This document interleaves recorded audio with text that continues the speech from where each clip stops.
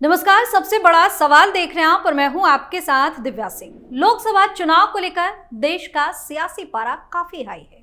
UP के high profile Raebareli और Amethi Lok Sabha seat पर उम्मीदवार को लेकर कई दिनों से जारी सस्पेंस खत्म हो गया। कांग्रेस ने रायबरेली से राहुल गांधी को चुनावी मैदान में उतारा। यह सीट पहले राहुल गांधी की मां सोनिया गांधी के पास थी, जबकि अमेठी लोकसभा सीट से गांधी परिवार के वफादार किशोरी लाल शर्मा चुनाव लड़ेंगे। गौर करने वाली बात यह है कि रायबरेली और अमेठी को गांधी परिवार का गढ़ माना जाता है। बता दें कि रायबरेली से राहुल गांधी के नामांकन के बाद से बयानबाजी तेज हो गई है। हार की डर से अमेठी छोड़कर भागने का आरोप भी लग रहा है। वहीं सस्पेंस खत्म होने के बाद अब सवाल भी उठने लगे हैं और सबसे बड़ा सवाल यह है कि इतने इंतजार के बाद राहुल गांधी रायबरेली से क्यों लड़ रहे हैं, अमेठी से क्यों नहीं। इसी पर चर्चा करने के लिए मेरे साथ स्टूडियो में मौजूद हैं कैपिटल टीवी के editor in chief doctor Manish Kumar. Doctor साहब, स्वागत है आपका। धन्यवाद। रायबरेली से ही क्यों, अमेठी से क्यों नहीं? देखिए, मेरे हाथ में, मेरे सामने कांग्रेस पार्टी की प्रेस रिलीज है। प्रेस रिलीज इसलिए क्योंकि सुप्रिया श्रीनेत्र ने इसे हिंदी में अपने ट्विटर पर शेयर किया।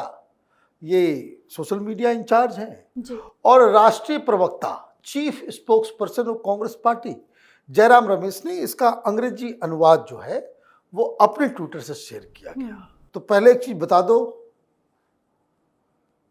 इतने सारे चेंजेस और इतने सारे उम्मीदवार आपने खड़े किए, हर बार तो इस तरह का एक्सप्लेनेशन नहीं देना पड़ रहा है।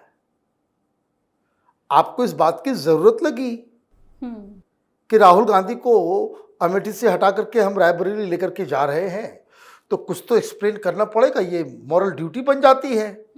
अगर हम नहीं करेंगे तो फिर लोग हंसेंगे। लोग तो ऐसे भी हंस रहे हैं। लेकिन जब मैंने पढ़ा इस प्रेस रिलीज को, मुझे एक बात बिल्कुल समझ में आ गई कि एक से एक चुन के टुटपुंजिए और इमेच्योर किस्म के लोगों को राहुल गांधी, प्रियंका वाड्रा ने कांग्रेस पार्टी का रणनीतिकार बना दिया है। क्या है, नीचे से मैं शुरू करता हूं। लास्ट लाइन, शतरंज की कुछ चालें बाकी है, थोड़ा इंतजार कीजिए। और बहुत बड़ा कोई तिकड़मबाज हो रहा है। आपका यह फैसला पूरे देश में कांग्रेस पार्टी को एक हंसी का पात्र बना दिया है। पीपल आर लाफिंग, हंस रहे लोग कि भाग गए। अमेठी से लड़ना चाहिए था, आप भाग गए। स्मृति ईरानी से आप डर गए। और शतरंज में लास्ट लाइन क्यों? क्योंकि पहला लाइन सुनिए, राहुल जी शतरंज के माहिर खिलाड़ी हैं, ग्रैंड मास्टर हैं। 70 बार लॉन्चिंग हो गई, हर बार फेल हो गए। कांग्रेस पार्टी को रसातल में डाल दिया। और ये चमचागिरी की हद देखिए। राहुल गांधी शतरंज के खिलाड़ी हैं, ग्रैंड मास्टर लिख देते। राजनीति का खिलाड़ी चाहिए, शतरंज का खिलाड़ी नहीं चाहिए। शतरंज के खिलाड़ी की फिल्म आई थी, जाकर के देखिए क्या हश्र हुआ था उसमें शतरंज के खिलाड़ियों का। उनकी एक ही चाल से बीजेपी और उनके चरण चुमुकों को मूर्छा आ गई है। सब हंस रहे हैं, मजाक उड़ रहा है। ये एक्सप्लेनेशन है कि भाई क्यों अमेठी से आप रायबरेली गए? तो भाई राहुल गांधी शतरंज के बहुत ही अव्वल दर्जे के खिलाड़ी हैं और ऐसी चाल चल दी है कि वे मूर्छा। भाई ये एक्सप्लेनेशन है। If this is your best, भगवान भला करे आपका। कांग्रेस पार्टी तो गई। आगे लिखते हैं कि रायबरेली सिर्फ सोनिया जी की नहीं, खुद इंदिरा गांधी जी की सीट रही है। यह विरासत नहीं, जिम्मेदारी है, कर्तव्य है। मतलब ये एक्सेप्टेंस है। अभी तुरंत लिखे भाई शतरंज के बहुत खतरनाक खिलाड़ी हैं और अभी खुद लिख रहे हो कि हम ऐसी सीट गए हैं जहां इंदिरा गांधी, सोनिया गांधी, राजीव गांधी सबकी विरासत वाली सीट, एक सेफ सीट खोज रहे थे हम। इसका मतलब तो यही है। इसका मतलब तो यही है। खुद ही एक्सपोज भी कर रहे हो अपने आप को। वो जेएनयू वाले, वो देखो ट्रक के पीछे शायरी लिखने वाले लोग, बिठा रखा है कांग्रेस पार्टी के अंदर। विरासत नहीं, जिम्मेदारी है, कर्तव्य है, बकवास। तो ये देखिए, रही बात गांधी परिवार के गढ़ की, तो अमेठी रायबरेली ही नहीं, उत्तर से दक्षिण तक पूरा देश गांधी परिवार का गढ़ है। हाँ, पिछले बार आया था 44 सीट, इस बार आया 52 सीट। गढ़ है। पूरे यूपी में जमा पूंजी 1 सीट आई और गढ़ है। दिल्ली में 0 गढ़ है, राजस्थान में 0 गढ़ है, हरियाणा में 0 गढ़ है, उत्तराखंड में 0 गढ़ है, हिमाचल में 0 गढ़ है, मध्य प्रदेश में 0 गढ़ है। ये क्या, कैसा गढ़ है भाई? क्या बोले, कुछ भी किसी को पैम्पलेटबाजी जो लिखने वाले सब मैं बताया ना, दे मस्ट हैव हायर्ड सम, वो ट्रक के पीछे जो लिखते हैं शायरी, कुछ से कुछ लिख दो। ये आपका पॉलिटिकल एक्सप्लेनेशन है कि आप क्यों वहां पे गए? लोग मजाक नहीं उड़ाएंगे आपका? राहुल गांधी तो 3 बार उत्तर प्रदेश से और 1 बार केरल के सांसद बन गए, लेकिन मोदी जी विंध्याचल के नीचे जाकर चुनाव लड़ने की हिम्मत क्यों नहीं जुटा पाए? ये क्या बेतुका सवाल है? जिसको जहां मन होगा वहां लड़ेगा। भाई गुजरात से काहे लड़े सोनिया गांधी, प्रियंका वाड्रा, राहुल गांधी? क्यों नहीं लड़ते हो महाराष्ट्र से? क्यों नहीं लड़ते हो बिहार से? क्यों नहीं जाते हो बंगाल? क्यों नहीं जाते हो त्रिपुरा? और क्यों नहीं जाते हो मालदीव? और क्यों नहीं जाते हो अंडमान निकोबार? ये कोई सवाल है? और उसमें लग रहा है कि बहुत बढ़िया काम है। मुझे समझ में जयराम रमेश उसका अंग्रेजी में ट्रांसलेशन में डाल करके, कॉपी पेस्ट हर जगह होना है, ओरिजिनल आइडिया है ही नहीं। यह भी नहीं सोचा भाई इसका क्या मतलब होगा। एक बात और साफ है। क्या साफ है भाई? कांग्रेस परिवार लाखों कार्यकर्ताओं की उपेक्षाओं और आकांक्षाओं का परिवार है। कांग्रेस का एक साधारण कार्यकर्ता हो या बड़ों पर भारी है। कल एक मूर्धन्य पत्रकार अमेठी के किसी कार्यकर्ता से व्यंग करके कह रही थी कि आप लोगों का नंबर कब आएगा, लीजिए आ गया। ठीक है, आप कहते भाई कार्यकर्ता को हमने दिया है, लेकिन सवेरे सवेरे से क्यों भोंपू बज रहा है योगेंद्र यादव का और बाकी कांग्रेस पर? भाई ये केएल शर्मा जो है वो गांधी परिवार का ही हिस्सा है, गांधी परिवार की ही सेवा करते आ रहे हैं राजीव गांधी के समय से। तो कार्यकर्ता हुआ